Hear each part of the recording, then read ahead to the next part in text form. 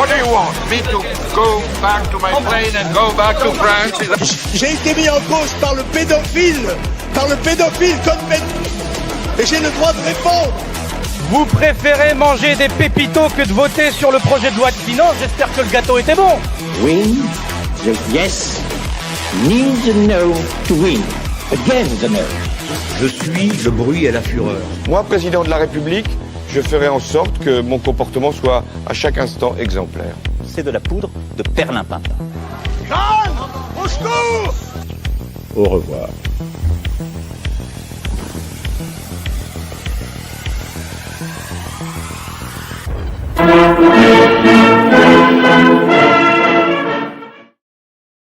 Bonsoir et bienvenue dans ce 74e épisode de Divergence en direct avec Fabrice et Xavier. Bonsoir messieurs, comment allez-vous? Ça va.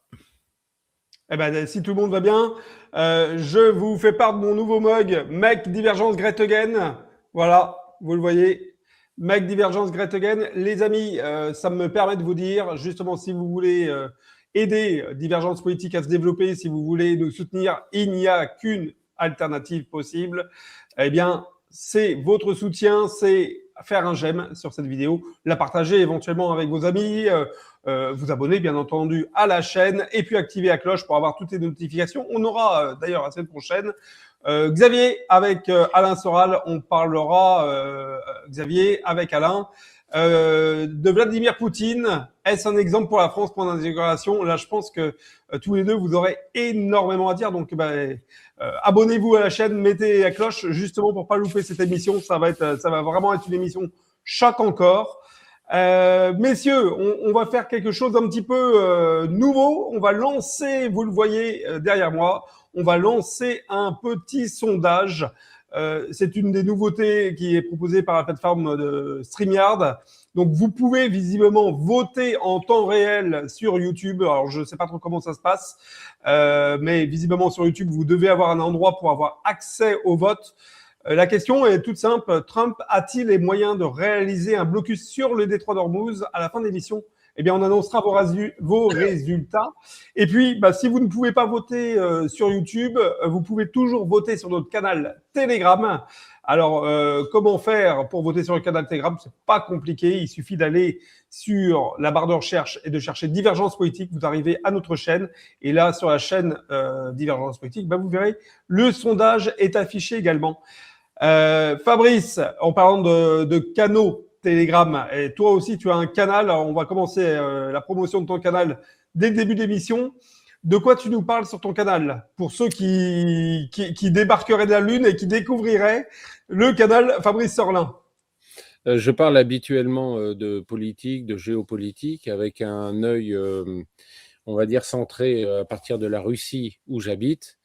Et donc, je parle beaucoup de ce qui se passe en Ukraine. Et en ce moment, je me focalise essentiellement, bien évidemment, sur ce qui se passe au Moyen-Orient, puisqu'en Ukraine, même s'il y a quelques prises de villages par-ci par-là et une avancée continue de l'armée russe sur le champ de bataille, il ne se passe pas vraiment grand-chose en Ukraine. En revanche, au Moyen-Orient, c'est absolument passionnant ce qui se passe aujourd'hui, enfin depuis 40 jours en fait. Et donc, je me focalise essentiellement là-dessus, en donnant à la fois des nouvelles d'actualité, peut-être une trentaine, une quarantaine par jour de posts sur le canal. Et en plus de ça, je fais aussi de temps en temps des analyses de situation pour expliquer un petit peu ce qui se passe, parce qu'il y a beaucoup à dire, notamment en ce moment avec le cessez-le-feu, les négociations et les virements et les revirements de Trump. Donc, on essaye de décrypter tout ça. C'est pas toujours évident de comprendre ce qui se passe dans la tête de Trump, mais on essaye et voilà, on donne de l'information donc et on fait des analyses.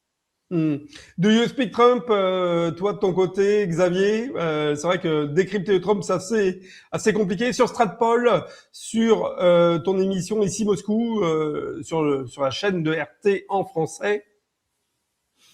Oui, nous, on essaie de suivre un peu toutes ces questions-là, mais c'est vrai qu'il faut garder du recul et surtout, c'est ce que j'avais dit sur Divergence avant le début de l'opération spéciale de Trump, c'est que en fait, il faut bien partir du principe que du côté occidental, on a des acteurs qui sont mal informé et irrationnel.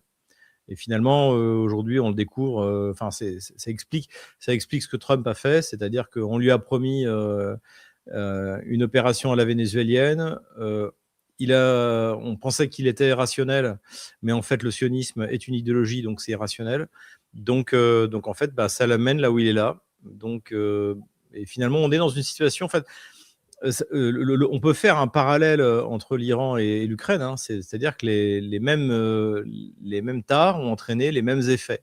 La différence, c'est que l'Ukraine, finalement, est un problème qui est circonscrit maintenant à l'Europe, alors que l'Iran est à l'origine d'un problème, je dirais, systémique, mondial.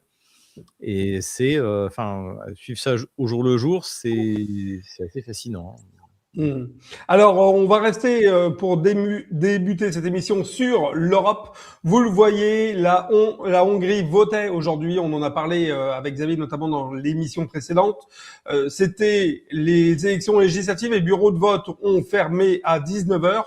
Alors, on est aujourd'hui, on pensait, pour tout vous dire, on pensait avoir les résultats au moment où on tourne cette émission. Malheureusement, ils ne sont pas encore publiés. Ce que l'on sait, messieurs, c'est que visiblement, premièrement, il y a eu énormément de Hongrois qui sont allés voter. On parle de 77-78% de votants, donc c'est énorme. Et deuxième chose, ce que l'on sait, c'est qu'il y aurait visiblement un vote extrêmement serré. Je rappelle, pour ceux qui nous regardent et qui ne connaissent pas forcément le fonctionnement, on dit bonjour à nos nouveaux interlocuteurs et nouveaux experts sur cette émission. Il y a 199 députés qui sont élus aujourd'hui. Pour avoir la majorité, vous l'avez compris, il faut 100. La super majorité, comme c'est appelé en Hongrie, c'est 130. Et aux dernières élections, il y a 5 ans, Viktor Orban avait fait 138. Ce sera peut-être un peu plus dur aujourd'hui. Fabrice, Xavier, lequel de vous veut aborder la question de Orban? Écoute, non, mais moi je me remets à l'analyse de Thibaut Gibelin, donc qui sera d'ailleurs normalement l'invité sur Ici Moscou dans une semaine, donc qui a écrit Orban joue et gagne. Donc le scrutin sera serré. C'est pas du tout visiblement d'après ce que les instituts de sondage qu'on nous a donné.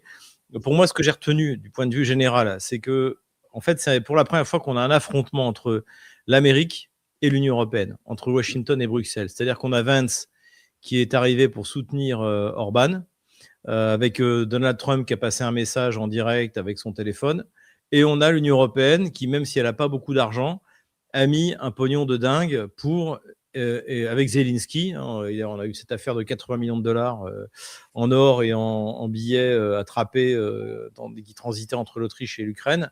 Donc, il y a eu énormément de moyens qui ont été mis pour truquer cette élection du côté européen. Et là, en revanche, en fait, tout le monde voyait Orban comme un agent russe. Mais finalement, ce qu'on observe, c'est davantage un affrontement entre le MAGA authentique, que pour moi, on pourra en reparler, mais je mets toujours Vance dans cette affaire-là. Donc, son fameux discours de Munich en février 2025, face aux européistes gauchistes, en fait, qui voient Orban contre. Et surtout, ce qui est intéressant, c'était le discours qu'a tenu Vance pour soutenir Orban. Il le soutenait dans son achat, finalement, des hydrocarbures russes, quoi, dans sa politique énergétique. Donc c'est assez intéressant.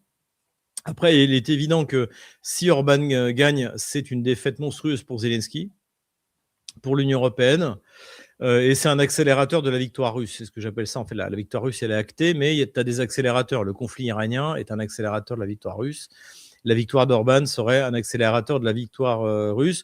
Et ça ferait du bien à Vance, qui vient quand même de sortir assez diminué du cycle de négociation à Islamabad. Oui, voilà. On va en parler. Et comme moi j'ai plutôt de la bienveillance vis-à-vis des lumières sombres, j'espère que ce serait l'occasion pour Vance de marquer un point. Voilà. Fabrice, effectivement, Xavier a raison.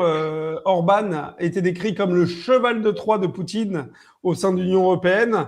Est-ce qu'il va pouvoir, à ton avis, contourner, je dirais, la propagande, la censure, tous les moyens financiers dont Xavier parle et qui sont mis en place?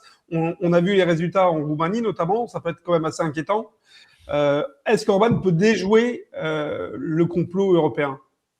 Je pense que c'est tout à fait possible parce que les Hongrois qui l'ont porté au pouvoir depuis des années et des années savent ce qu'il en est. Ils savent aussi que Orban est un véritable patriote, un nationaliste hongrois qui travaille non pas pour la Russie, contrairement à ce que les médias de grand chemin nous disent, mais qui travaille vraiment pour la Hongrie. C'est-à-dire que lorsqu'il parle du conflit en Ukraine, en fait, il soutient pas plus la Russie que l'Ukraine. Il dit juste, nous, ce qu'on veut, c'est la paix sur le champ de bataille, de façon à pouvoir continuer à recevoir des hydrocarbures bon marché de la Russie. Alors, évidemment, je pense, et tout le monde le sait, qu'il est plutôt pro-russe, mais c'est pas comme ça, en tout cas, qu'il affiche ses idées. Lui, ce qu'il regarde, c'est en tant que véritable chef d'État, c'est le bien commun de son pays. Et malheureusement, enfin, j'allais dire, aujourd'hui, c'est une bonne chose, effectivement, que l'administration Trump le soutienne, mais malheureusement, ça n'intervient pas au bon moment par rapport à une séquence politique désastreuse à l'international pour Trump. Et ça ne remonte pas juste à la guerre des 40 jours depuis donc le 28 février, la guerre en Iran, mais ça fait quand même 1 an et demi que Trump fait absolument n'importe quoi en politique étrangère. Et donc aujourd'hui, recevoir le soutien de Trump n'a pas du tout autant d'impact, à mon avis, qu'il en aurait eu il y a encore quelques mois où ça aurait été quand même plus bénéfique, même si récemment Trump a dit que si Orban était élu, il allait se servir de toute la puissance économique des États-Unis pour soutenir le pays. Donc bon, on va voir ce que ça va donner, mais je suis pas sûr. D'abord, c'est une forme d'ingérence en soi. On imagine que si Poutine avait dit ça, ce que ça aurait fait au niveau la déflagration au niveau international que ça aurait eu, notamment dans les médias, en disant, voyez bien, la Russie se mêle des affaires qui la regardent pas. Trump le fait de façon complètement décomplexée. Et en tout cas, bon, voilà, même si aujourd'hui, je pense que c'est pas le meilleur moment de recevoir un soutien de Trump qui est contesté absolument partout sur la planète.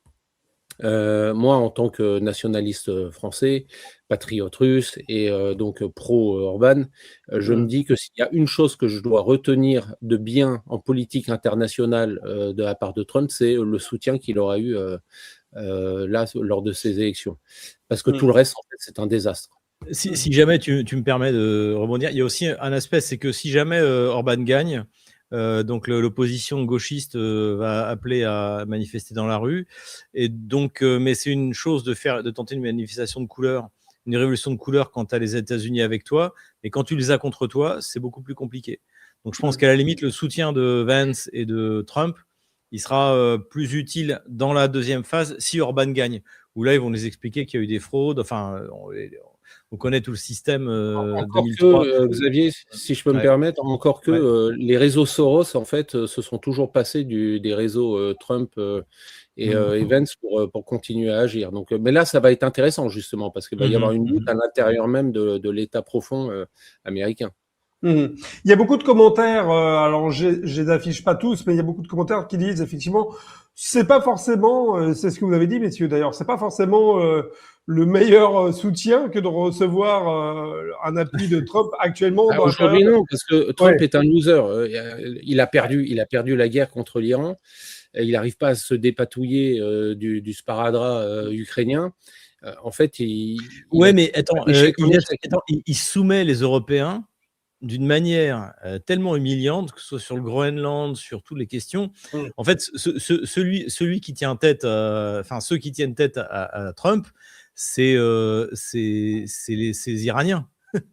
c'est pas les Européens. Les Européens se soumettent. Dire quand même, malgré tout, l'image que tu as quand tu es hongrois, c'est que tu vois, tu as d'un côté J.D. Vance, et de l'autre côté, tu as des Européens qui, quoi qu'il arrive, t'en as un qui pleurait, je ne sais pas qui c'était, mais un Danois, je crois, en février 2025, quand J.D. Vance fait son discours sur la liberté d'expression, c'est le truc monstrueux en Europe, la liberté d'expression, mais pourquoi faire ? En France, surtout, on est en plein régime gauchiste, et t'en avais qui pleuraient parce que Vance leur expliquait que leur ennemi, c'était pas la Russie et pas la Chine, leur ennemi, elle était à l'intérieur.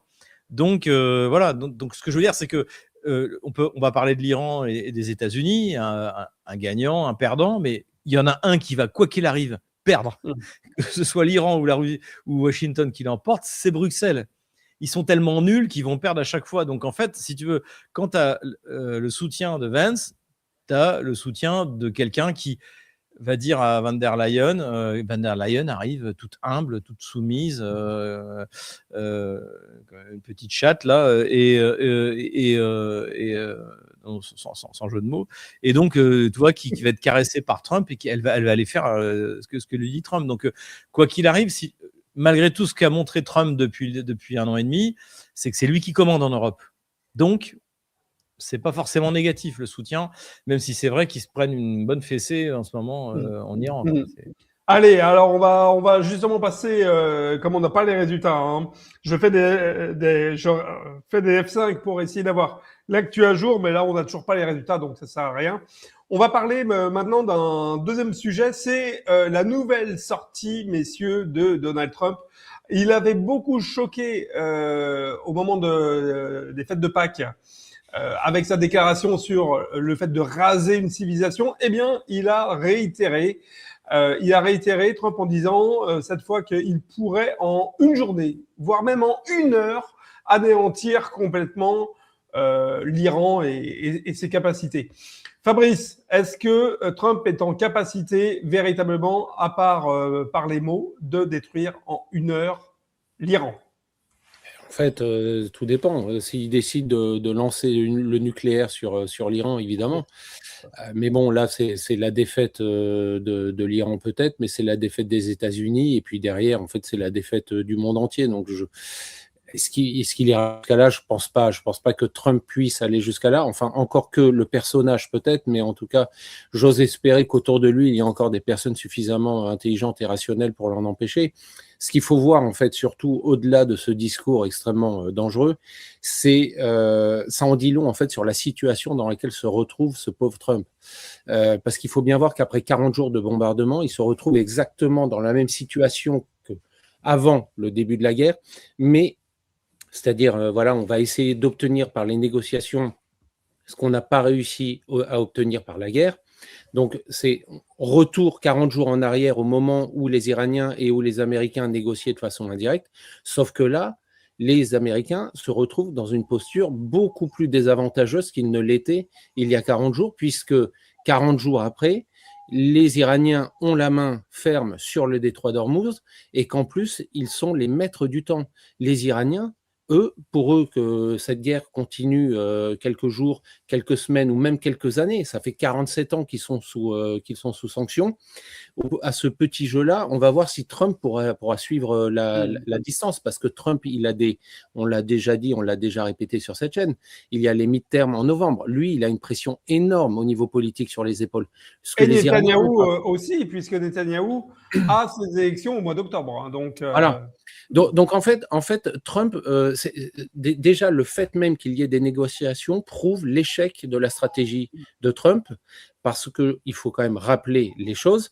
Au tout début, donc du 28 février, lorsqu'il a lancé l'attaque éclair sur l'Iran, l'idée c'était une capitulation sans condition. 40 jours après, il a réclamé ce cessez-le-feu. Les Iraniens y sont allés parce que ce sont des gens intelligents et diplomates qui, c'est toujours mieux effectivement si on peut trouver une solution par la diplomatie que par la guerre.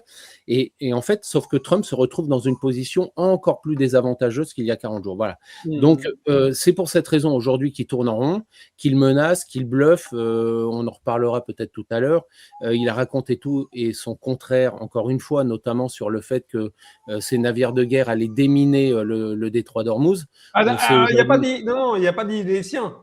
Il a dit ceux de l'OTAN. Donc, voilà. Ouais, ça, il a même parlé des siens, mais on sait que 2 navires de guerre américains sont approchés du détroit d'Ormuz et ont fait demi-tour lorsque les Iraniens ont envoyé les drones.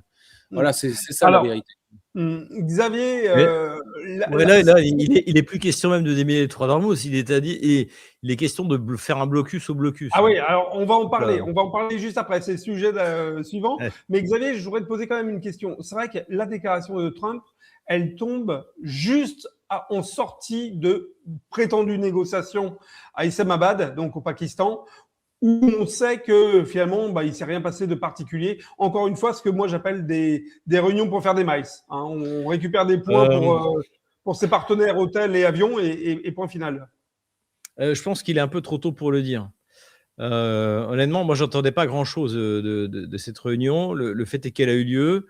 Les Américains, visiblement, sont arrivés avec leurs 15 points, les Iraniens avec leurs 10 points. La question, c'est que pour l'instant, Washington n'a pas réussi à éjecter Israël de la négociation. C'est ça. Et donc pour moi, c'est la seule question qui se pose. C'est-à-dire que si jamais Washington veut vraiment trouver un accord et se sortir de ce bourbier, c'est sortir Israël de la négociation. Et je suis sûr que Trump serait capable d'avoir un deal qui avantagerait également les États-Unis. Encore une fois, il y a moyen de faire un deal qui sera payé par l'Europe et les monarchies du Golfe. Et tu auras deux bénéficiaires, les Iraniens et les Américains. Le seul problème, c'est que tu as un acteur dans l'affaire qui s'appelle Israël, et surtout tu as Netanyahou, parce qu'il faut quand même le dire, tu as quand même des manifestations anti-guerre à Israël, faut être objectif, qui lui, en fait, joue le tout pour le tout. C'est-à-dire que si tout d'un coup l'Amérique signe un accord avec l'Iran, en admettant même que tu vois, il laisse passer une situation opération militaire spéciale de Trump, c'est un échec complet pour Israël. Et ils se retrouvent tout seuls à faire la guerre au Hezbollah. Ils l'ont fait en 2006, ils l'ont perdu. Je l'ai déjà dit, mais j'en ai été témoin de ce qui se passait après au moment de l'opération Raisin de la colère à la fin des années 90, au milieu des années 90. Ils vont perdre contre le Hezbollah. Et parce qu'en fait, c'est intenable. Ou alors, il faut exterminer toute la population libanaise. Mais ça me paraît compliqué. Déjà que ça passe mal avec la Palestine. Donc, en fait, aujourd'hui, le problème, c'est le problème de Trump aujourd'hui. C'était le sujet de notre émission ici Moscou de vendredi. C'est-à-dire, c'est le moment ou jamais de se débarrasser d'Israël, entre guillemets, de se débarrasser, c'est-à-dire comme un élément, un troublion à l'intérieur des négociations. Et visiblement, c'est ce qui s'est passé. C'est-à-dire qu'il y a quand même Witkoff et Kushner qui étaient là et qui ont saboté parce qu'eux, ils étaient la voix d'Israël, alors que Vance, il était venu plutôt pour retirer la gloire d'une solution. Oui. Rappelons qu'Israël, Xavier, n'était pas présent puisque, en fait, pour expliquer à nos internautes... Pas sur place. Il était de façon indirecte. Voilà, puisque Israël n'est pas reconnu par le Pakistan, l'État d'Israël n'est pas reconnu par le Pakistan, donc Israël n'était pas convié dans les négociations, donc à être présent physiquement avec des intermédiaires ou des négociateurs, en tout cas israéliens. Alors, on en avait 2 Israéliens, mais de nationalité américaine. On va dire ça. Alors, messieurs, on continue à avancer un petit peu dans notre fil d'actualité. Donc, Trump a décidé qu'il allait faire comment tu appelles ça, Xavier, un blocus du blocus, pour reprendre ta phrase. C'est ce qu'il a dit. Hein. Après, faut prendre avec beaucoup de recul. Je vois pas comment est-ce qu'il va faire. C'est intenable. En fait, aujourd'hui, Trump, il y a un problème, c'est que pourquoi depuis le début de l'opération, en fait, il laisse sortir les bateaux iraniens qui ont du pétrole, parce que sinon, ça va provoquer une envolée des cours du pétrole. Donc aujourd'hui, s'il fait un blocus du détroit d'Ormuz, ça veut dire qu'en fait, il va bloquer les seuls bateaux qui ont le droit de sortir. Donc il y a des bateaux iraniens essentiellement, mais il y a aussi des bateaux des monarchies qui sont les alliés des États-Unis. Donc il va faire quoi? Il va tirer sur ces bateaux-là, il va leur empêcher d'apporter le pétrole. C'est-à-dire que là, le baril d'Oural russe, il est à $116, mais s'il fait ça, il va être à 180, quoi. Donc, mais il y a un autre point. Important, c'est que pour faire un blocus, il faut quand même rapprocher à un moment ou à un autre les navires de guerre américains des côtes iraniennes. Aujourd'hui, les navires de guerre américains se trouvent à 800 km ou à 1000 km des côtes pour éviter de se faire droner, comme on peut dire, de recevoir un drone ou de se faire taper par un missile. Donc, il y a un moment ou un autre où il va falloir être cohérent. C'est-à-dire que si on veut bloquer le blocus, les navires vont devoir s'approcher s'approcher des côtes, et ainsi se mettre à distance. Les Iraniens vont s'en donner à cœur joie. D'autre part, il y a un autre point quand même qu'il est important de souligner, c'est que imaginons qu'un tanker à destination de la Chine soit arraisonné par la marine américaine. Imaginons derrière que les Chinois disent puisque c'est comme ça, nous-mêmes on va escorter nos tankers au détroit d'Ormuz de façon à pouvoir les faire passer sereinement. Bon, qu'est-ce qui va se passer? Les Américains vont faire quoi? Ils vont déclarer la guerre à la Chine. Trump, en réalité, il est échec et mat quoi qu'il fasse aujourd'hui. Et je pense qu'il le sait, je te coupe, mais je pense qu'encore une fois, il bluffe et il est obligé de bluffer pour rassurer les marchés, en fait. Je vais aller plus loin. Alors, rassurer les marchés, je ne sais pas, parce que visiblement, il y en a qui font beaucoup de business actuellement, notamment dans l'entourage de Trump. Non, mais il rassure personne. Et attends, quand tu dis je fais un blocus du blocus, tu rassures pas les marchés. Enfin, oui. Ou alors, si, ceux qui sont dans la spéculation et qui parient sur un baril à $200, ouais, bah pour eux, c'est. Non, mais il les rassure en disant, parce qu'il faut lire le tweet complet de Trump. Il dit, en faisant ça, forcément, au bout d'un moment, les Iraniens seront obligés d'ouvrir à nouveau le détroit. C'est là-dessus, en fait, qu'il essaye de rassurer l'économie de marché, tout simplement. Mais c'est ce que je disais, il n'a aucune bonne solution aujourd'hui. Alors, Fabrice, moi, je voudrais te poser une question concrète, puisque j'ai bien écouté ce que tu viens de dire. Si un tanker chinois venait à se présenter donc, devant le fameux blocus américain, que crois-tu qu'il se passerait? Est-ce que tu crois les Américains est-ce qu'ils sont en capacité? Oui, mais est-ce qu'ils arraisonneraient donc le tanker, voire même le couleraient? Est-ce qu'il y aurait une action, en tout cas? C'est pas possible, mais ça coûterait trop cher politiquement. Et puis, comme je l'ai dit, les Chinois ont largement la capacité aussi d'escorter leur tanker. Donc, qu'est-ce qui va se passer? De toute façon, c'est pour ça que je dis que lorsqu'ils parlent de bloquer et de faire un blocus maritime sur l'Iran, pire qu'au Venezuela, il essaye en fait de montrer et de rassurer les marchés en disant « vous inquiétez pas, le détroit va s'ouvrir ». Non, le détroit, c'est terminé, il ne s'ouvrira plus. Il ne s'ouvrira plus pour deux bonnes raisons. La première, c'est que les Iraniens veulent mettre la main dessus tout simplement parce qu'ils veulent rembourser les dégâts monstrueux qu'Israël et que les États-Unis ont fait sur la campagne de bombardement qui a duré 40 jours, et d'autre part parce que c'est la garantie aussi pour eux, vous vous souvenez ou pas, qu'une des raisons pour laquelle, qui avait été évoquée par l'Iran pour dire qu'ils accepteraient un cessez-le-feu, c'est d'avoir des garanties que la guerre ne reprendrait pas. Pour eux, ça, c'est une garantie, parce que s'ils ont la main sur le détroit d'Ormuz, et si les Américains revenaient attaquer l'Iran, ils pourraient à nouveau, eh bien, tout simplement fermer le détroit d'Ormuz et ainsi avoir un levier de pression sur les Américains. Donc, pour eux, de toute façon, c'est vital, ce détroit d'Ormuz. Ils ne le lâcheront pas et il est hors de question de le partager avec Trump, comme Trump a essayé de le suggérer lors des négociations. Xavier, le détroit d'Ormuz, soyons clairs, il n'y a pas que du pétrole qui y transite. Tu parlais, je crois, dans le dernier épisode de Divergence ou dans une autre émission sur cette chaîne, tu parlais notamment des engrais qui sont vitaux pour les agriculteurs américains. Je rappelle qu'on va arriver à la période justement de semences. Enfin, je suis pas expert sur l'agriculture, mais à la période où justement ces engrais sont vraiment très importants pour l'agriculture américaine. Et il n'y a pas que ça, il y a aussi tout ce qui est microprocesseurs, etc. Ouais, en fait, c'est-à-dire que tout le monde est focalisé effectivement sur le pétrole parce que c'est ce que tu vois immédiatement à la pompe. Mais en gros, il y a toute une économie qui dépend des hydrocarbures. Il y a la transformation du gaz naturel. Ben, tu en as parlé, c'est les engrais azotés, c'est les polypropylènes, je crois. Bon, bref, le plastique qui sort du pétrole.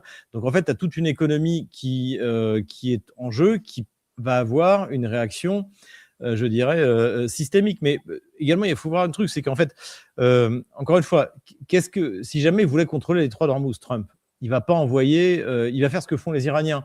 Les Iraniens, ils n'envoient pas des bateaux comme ce que font, par exemple, c'est de faire dans la Baltique les pays de l'OTAN, c'est-à-dire d'arraisonner des tankers russes. Ils vont arriver en disant, si jamais vous franchissez le détroit d'Ormuz, on vous tire dessus. C'est ce que font les Iraniens aujourd'hui. Et ça fonctionne. Donc ça, effectivement, même si tu as 800 km, je crois que la portée des avions américains sur c'est 1000 km aller, 1000 km retour. Donc, ils peuvent aller menacer de faire ça, mais ça n'a aucun sens. Parce qu'en plus, ils ne savent pas sur quoi ils vont taper. Donc en fait, cette déclaration n'a aucun sens de la part de Trump.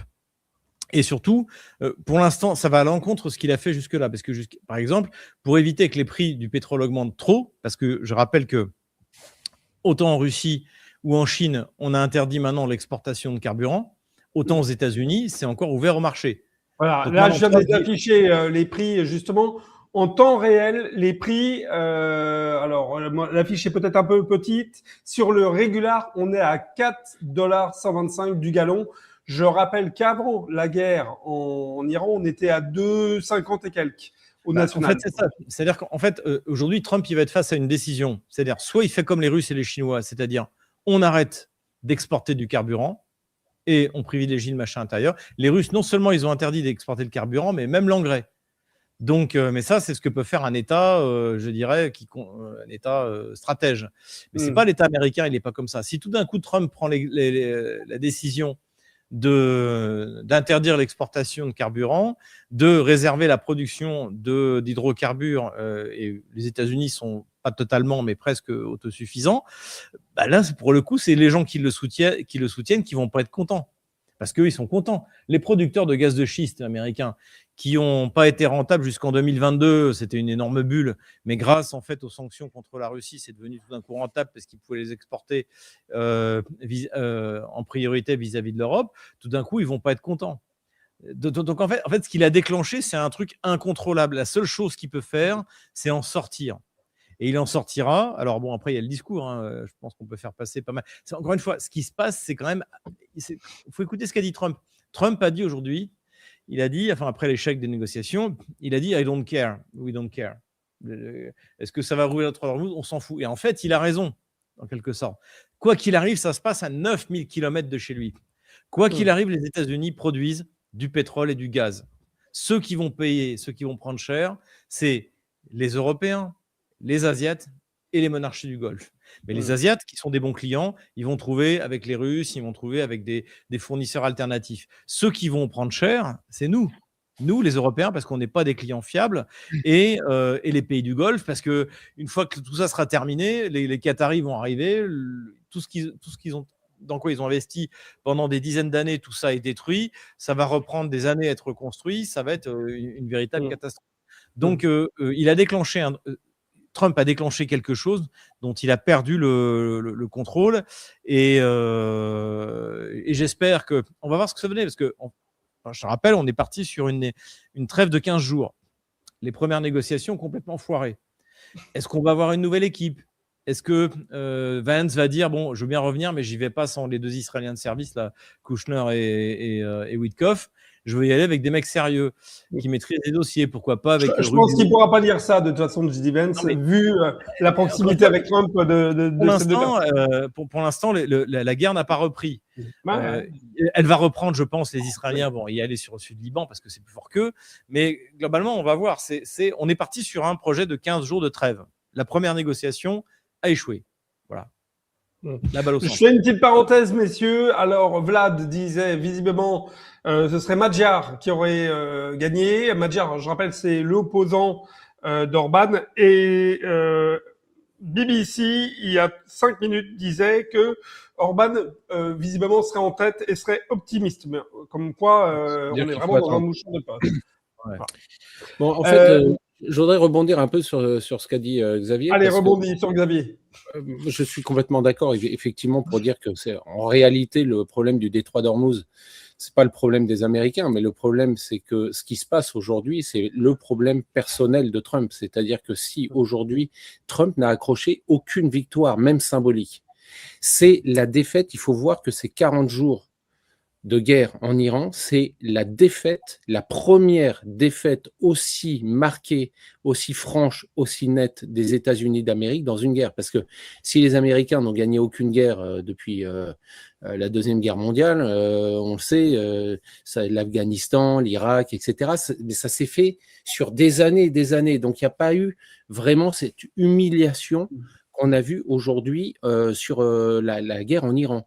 Et je crois que Trump, qui est quelqu'un, on sait, d'extrêmement orgueilleux, ne lâchera pas l'affaire parce que même si d'un point de vue économique, ça n'impactera pas forcément, en tout cas directement, les États-Unis d'Amérique, aujourd'hui, il est le premier président américain à avoir subi une humiliation aussi directe sur la soi-disant plus grande puissance militaire que le monde n'a jamais connue.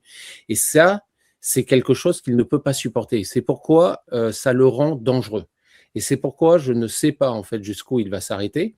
Apparemment, mais je dis bien, en fait, encore une fois, personne ne sait ce qui se passe vraiment dans la tête de Trump, mais on a l'impression que plutôt que de s'en prendre eh bien, aux installations énergétiques iraniennes ou de lancer une attaque au sol, aujourd'hui, il est plutôt parti sur la volonté de faire un blocus.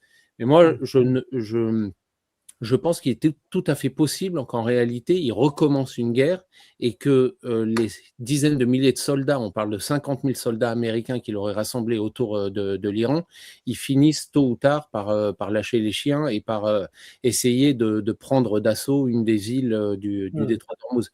En fait, là, il est dans une situation, encore une fois, qui est telle que ça va lui coûter très cher politiquement, même à l'intérieur du pays, parce que les Américains se rendent bien compte, et d'ailleurs, quand on voit les sondages américains, il y a énormément des millions et des millions, je me demande même si ce n'est pas une majorité d'Américains qui considèrent que les États-Unis ont perdu la guerre contre l'Iran.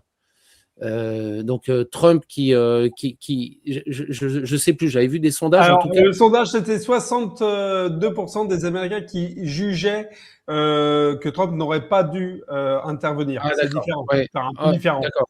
En tout cas, ce qui est sûr, c'est qu'aujourd'hui, quand on voit ce qui se passe à l'intérieur même des États-Unis d'Amérique, l'opposition, la base MAGA, etc., tout le monde lui reproche cette aventure, et les médias mainstream, les médias de grand chemin américains, eux-mêmes déclarent que ça a été une erreur et que les États-Unis d'Amérique, en tout cas, ont perdu la guerre contre l'Iran. Allez, voilà. J'affiche le sondage. Alors, c'est la première fois qu'on essaye ce sondage, donc je ne sais pas où il apparaît. Vous me demandez dans les commentaires, vous me demandez où est-ce qu'on peut voter, Visiblement, c'est sur la page YouTube, mais je ne sais pas où. Vous voyez, il n'y a pas grand monde qui a voté sur la page YouTube. Par contre, on a beaucoup plus de monde qui vote sur le canal Telegram. Donc, allez sur le canal Telegram pour voter. Divergence, on est à 81% de gens qui disent non, Trump n'a pas les moyens de réaliser un blocus sur le détroit d'Ormuz. 900 avis, donc, et 10 uniquement de gens qui disent oui, Trump et les États-Unis donc ont les moyens. Messieurs, fin du sujet. Alexis, je voudrais juste rajouter rapidement quelque chose, parce que le blocus du détroit d'Ormuz, donc déjà bloqué ou infiltré, à ça, il ne faut pas oublier que les Iraniens ont encore une carte importante dans leur manche que les Américains n'ont pas, c'est-à-dire de la possibilité de bloquer aussi le détroit de Bab el-Mandeb et de la mer Rouge. Donc ça va faire quand même beaucoup de blocus à faire pour les Américains s'ils doivent en plus de ça s'occuper de ce qui se passe aussi en mer Rouge. Et avec les répercussions économiques que ça va engendrer au niveau mondial, voilà, Trump est vraiment dans de sales draps. C'est vrai. Messieurs, dernier petit sujet, mais avant ça, on va faire une toute petite transition de quelques secondes publicitaires.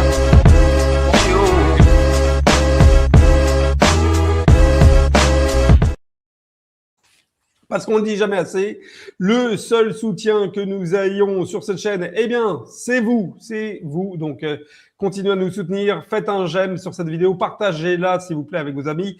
Abonnez-vous, bien entendu, à la chaîne, activez la cloche pour les notifications. Je rappelle que cette semaine, vous aurez plein d'émissions, notamment le retour d'Alain Soral et de Xavier Moreau, qui parleront de Vladimir Poutine. Vladimir Poutine est-il un exemple pour la France? Avec Alain et Xavier, je pense qu'il y aura plein de choses à découvrir durant cette émission.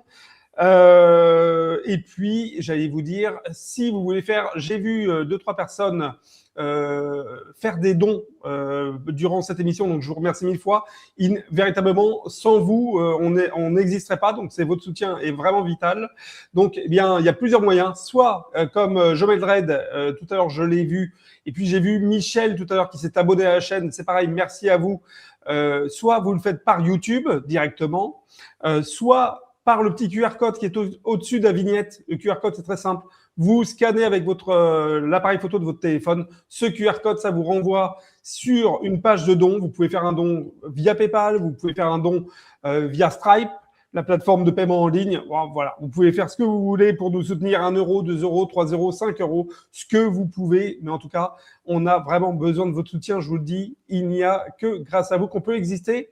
Et puis, bien entendu, quand je dis abonnez-vous à notre chaîne, abonnez-vous à toutes les chaînes de réinformation. Je pense bien entendu à nos amis d'égalité et réconciliation. Je pense bien entendu à Stratpol en premier lieu, au canal Telegram de Fabrice Sorlin, à GPTV, à TVL, bref, à tous nos amis parce que ils sont comme nous. Ils ont besoin de vous pour exister. Personne ne nous soutient. Il n'y a pas l'État français comme sur le service public. Allez, cette petite pub étant faite, messieurs, je voudrais arriver à cette info. Guerre en Ukraine, Kiev et Moscou s'accusent de milliers de violations durant la trêve pascale. Je rappelle, Xavier, que le président Poutine avait proposé une paix, en tout cas un cessez-le-feu durant ces fêtes de Pâques, fêtes orthodoxes de Pâques. Je rappelle, c'est ce week-end. C'était la semaine dernière pour nous catholiques. C'est aujourd'hui et c'était ce week-end et aujourd'hui ce dimanche pour les orthodoxes. Qu'est-ce qu'on peut dire, Xavier? Ça a été sabordé côté ukrainien ou... Non, bon, déjà, en fait, Poutine n'a rien proposé. Il a déclaré que à partir de 16h samedi jusqu'à toute la journée d'aujourd'hui, il y aura l'armée russe, comme il y a un an, fera une trêve. Mais globalement, de ce que je vois, même si chacun s'accuse de côté, ça a été quand même globalement respecté. Et il n'y a pas eu de frappe dans la profondeur. C'est-à-dire que ni les Kieviens ni les Russes n'ont frappé sur la profondeur du territoire. Donc, encore une fois, le pire n'est jamais certain. Je trouve que globalement, cette trêve a fonctionné. Voilà. Après, bon, oui. Mais je pense qu'en plus, Zelensky ne contrôle pas son armée. Je pense qu'il ne contrôle pas ses services secrets. Il ne contrôle pas les Anglais qui font péter, au nom des Ukrainiens, des ports dans la Baltique qui survolent les États baltes, qui font péter les actifs américains dans le port de Novorossiysk. Je pense qu'il y a des tas de choses qui frappent Zelensky. Et si jamais la trêve a été plus ou moins respectée du côté ukrainien, je pense que c'est l'initiative des soldats ukrainiens sur le front. Et je pense que c'est plutôt quelque chose sur lequel on peut se réjouir. C'est quand même, ça reste des deux peuples orthodoxes slaves. J'allais rebondir là-dessus, Xavier, si tu veux bien. C'est que on voit la différence justement entre deux peuples orthodoxes et slaves qui respectent quand même à minima, parce que même si effectivement il y a peut-être eu des échanges d'obus ou de drones, on voit quand même la différence entre ce qui se passe là en Ukraine pendant les fêtes de Pâques. Je trouve que voilà, symboliquement en tout cas, c'est beau de se dire que pour la résurrection de notre Seigneur, eh bien on arrête de se taper sur la gueule. Et quand on compare ça avec le duo maléfique Netanyahou-Trump, qui lui, normalement de tout temps, dans l'histoire de l'humanité, les négociations étaient considérées, on n'attaquait jamais une personne qui avait été envoyée par un pays, un émissaire ou quoi que ce soit pour aller négocier. Ça s'est déjà fait, on sait qu'il y a eu des têtes coupées, etc. Mais c'était une sorte de sacrilège de faire ça. Et Trump et Netanyahou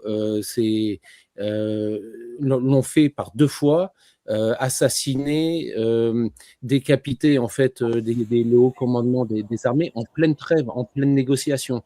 Et je trouve que c'est important de voir la différence qu'il y a justement entre ce qui se passe en Ukraine, où on a voilà deux peuples slaves qui ont encore des racines chrétiennes attachées, qui sont attachés à ces racines chrétiennes, et ce duo maléfique Netanyahou-Trump qui ne respecte rien, aucune, ni le droit international, ni même la nature humaine, absolument rien. Voilà. Et je trouve que ça, c'est ce qui me saute aux yeux, et je pense que c'est important de le souligner. Fabrice, je voudrais te garder en ligne. Sur ton canal Telegram, j'ai notamment vu une info qui m'a fait beaucoup sourire. Visiblement, tu sais, on avait beaucoup parlé des Ukrainiens qui venaient donner un coup de main aux pays du Moyen-Orient pour la défense aérienne. Visiblement, on leur a dit merci, bonne journée messieurs, mais rentrez chez vous. Quand on voit le résultat de toute façon de ce qui se passe en Ukraine, c'était un petit peu... il fallait vraiment être très motivé pour se dire qu'on aurait besoin des Ukrainiens pour défendre les pays du Golfe contre les drones contre les drones iraniens, alors qu'ils n'arrivent pas à bloquer les drones russes. Voilà, donc effectivement, mais alors ça, je ne sais plus quel journal on parle. Hein. C'est une info qui vient, je crois, du New York Times ou quelque chose comme ça. En tout cas, bon, oui, effectivement, je l'ai repris parce que j'ai trouvé ça drôle. On leur a gentiment demandé de rentrer chez eux parce qu'apparemment, les 6 ou 7 bâtiments qu'ils avaient été... on leur avait donné la mission de les protéger et ils ont échoué partout où ils ont été. Voilà, donc merci, au revoir et à bientôt. Xavier, un commentaire sur cette fameuse assistance technique militaire ukrainienne? Faut être sérieux, c'est-à-dire que le territoire ukrainien est à la merci des frappes massives russes. Donc, si même tu as 3-4 équipes à envoyer aux Émirats Arabes Unis ou en Arabie Saoudite, tu les envoies pas, tu les gardes chez toi, quoi. Déjà que tu n'y arrives pas. Donc, mais il y a aussi quelque chose d'intéressant que je publierai cette interview c'est Boudanov. Boudanov il a été chef du GUR, donc renseignement militaire ukrainien, et maintenant c'est le directeur de cabinet de Zelensky. Il a donné une interview dans laquelle il a dit, parce que le président de Rheinmetall, avait déclaré que en fait, il n'y avait pas de technologie de drone en Ukraine, contrairement à ce que nous vend la presse, notamment française. C'est qu'en fait, il y a une imprimante 3D et c'est la mère de famille ou la babouchka qui assemble des sous-ensembles chinois, en fait. C'est ça la technologie ukrainienne. Et Boudanov a sorti, mais même l'imprimante 3D, on l'importe. Donc en fait, on nous a construit des mythes pour nous vendre la guerre et pour nous vendre les sommes colossales qui sont déversées dans le pays le plus corrompu de la planète. C'est-à-dire qu'ils vont nous apporter des trucs du point de vue, voilà, sur l'utilisation tactique. Là, oui, effectivement, ils savent faire. Mais sur la production, mais ils savent rien faire. C'est un pays du tiers-monde. Ils produisent de la chair humaine. C'est-à-dire, c'est triste, mais voilà, ils ont, comme tous les pays du tiers-monde, c'est de la main-d'œuvre. Et la technologie, c'est pas eux. Et ce qu'ils fabriquent, mais c'est vrai qu'ils fabriquent notamment dans les caves, dans les appartements, ils s'en sont vantés, ils se sont filmés. C'était peut-être pas une bonne idée. Ils assemblent des morceaux de trucs chinois et ils imprimantent 3D. Donc je pense que tous ces mythes-là sont en train de s'effondrer. Et encore une fois, ne manquez pas ma prochaine, ou alors suivez mon compte X ou mon compte, enfin en tout cas la prochaine bulletin, parce que je vais sortir cette incroyable déclaration de Boudanov, le chef de cabinet de Zelensky, qui le dit texto. Il a dit ouais, même l'imprimante 3D, on l'importe. Ils ont rien. La seule chose que leur demande, il faut vraiment, lorsque tous les soldats ukrainiens seront morts ou rendus, ce qui est le mieux, ou en fuite, il n'y aura plus de soldats dans l'OTAN. Les seuls soldats dont dispose l'OTAN pour faire la guerre à la Russie, ça s'appelle des Ukrainiens. Et c'est aussi des Russes, d'ailleurs, au passage. Donc, c'est ça qui est terrible. Et donc cette opération, je pense que Zelensky, il y avait à la fois le côté faire un peu de public relation, de relations publiques, pardon, et également essayer de prendre un petit billet, mais bon, les Émirats Arabes Unis et les... Non, mais ils voulaient des armements en échange. Oui, voilà. Et en fait, il n'aura rien. Il n'a rien obtenu. Non, mais surtout, il est arrivé avec des demandes qui ne sont pas à la hauteur de ce qu'il pouvait réclamer. Il réclamait quand même des avions de chasse de dernière génération, etc. Et puis, il voulait se remettre un petit peu dans, je dirais, dans l'actualité, puisque voilà, on parlait plus de lui. À tous ceux qui me disent en message, oui, les sondages apparemment, truc machin, ne suivez pas les sites comme Euractiv ou Démocrata. Ça, c'est des sites pro-européens de propagande. On voit des résultats qui sortent à 55% de victoire pour Magyar. 55%, j'y crois pas. Je vous le dis tout de suite. Alors après, si je me trompe, je ferai mon mea culpa. Mais restons prudents. Ne suivons pas les sites, les amis, de propagande pro-européens. Voilà, on a fait le tour de cette belle émission. Je le rappelle à tous, faites un j'aime s'il vous plaît, c'est très important pour nous. Partagez cette vidéo, abonnez-vous bien entendu à la chaîne, activez la cloche. Si vous souhaitez nous soutenir, eh bien faites un don, n'hésitez pas, il y a tous les moyens possibles via YouTube ou via le QR code qui est au-dessus de la vignette de cette émission. Et puis, bien entendu, abonnez-vous au canal Stratpol et sur Telegram, Fabrice Sorlin, en attaché dans la barre de recherche. Fabrice, t'es à 10 000, je crois, abonnés sur ton canal Telegram déjà. Ah, ça y est, on a franchi le cap, oui, des 10 000. Ah ben voilà. Bravo. Hautement symbolique, surtout en Russie, parce que je crois qu'en Russie, quand on dépasse les 10 000, il faut s'enregistrer. Je vais regarder ça là cette semaine. Voilà. Eh ben, écoute, tu n'y manqueras pas. Xavier, lui, a déjà dépassé les 10 000. J'espère que tu es bien enregistré, Xavier. Évidemment. Évidemment. Alors, messieurs, on verra comment on fait. Je crois que vous partez prochainement dans une opération caritative. Donc, ça remettra peut-être en question les diffusions de Divergence. On aura peut-être une semaine de pause. Donc, excusez-nous, mais on reviendra avec encore plus de choses à raconter sur l'actualité. Mais c'est pour la bonne cause, donc on va soutenir nos amis. Fabrice, Xavier, je vous souhaite une bonne semaine. À tous qui nous avaient suivis sur Divergence, eh bien, merci 1000 fois et bonne semaine à tous. Au revoir. Au revoir.